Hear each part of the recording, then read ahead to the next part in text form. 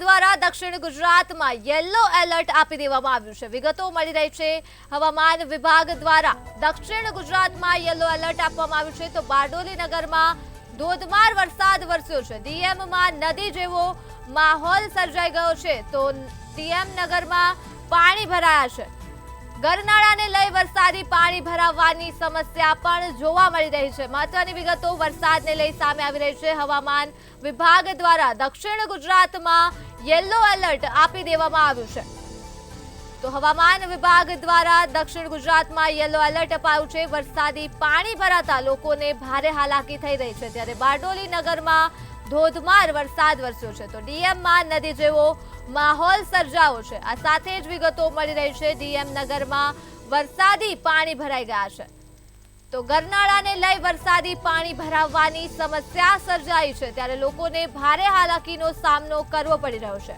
હવામાન ખાતા દ્વારા દક્ષિણ ગુજરાતમાં યલો એલર્ટ આપી દેવામાં આવ્યું છે। બારડોલી નગરમાં ધોધમાર વરસાદ વરસ્યો છે। તો ડીએમમાં નદી જેવો માહોલ સર્જાયો છે।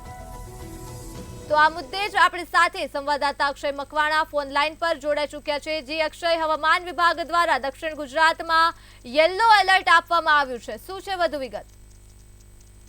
જી ચોક્કસથી જણાવીશ કે હાલ જે વહેલી સવારથી જ મેઘો જે મહેરબાન થયો છે અને ખાસ કરીને દક્ષિણ ગુજરાતમાં જે વરસાદની આગાહી હતી તેને લઈને વધારે સુરતની અંદર જે વરસાદ હાલ અત્યારે મુસળધાર વરસી રહ્યો છે અને ખાસ કરીને બારડોલી જે છે તેને સૌથી વધારે પ્રભાવિત બારડોલી થયો છે અને બારડોલી જે હાલ અત્યારે જળબંબાકાર થવા પામ્યું છે।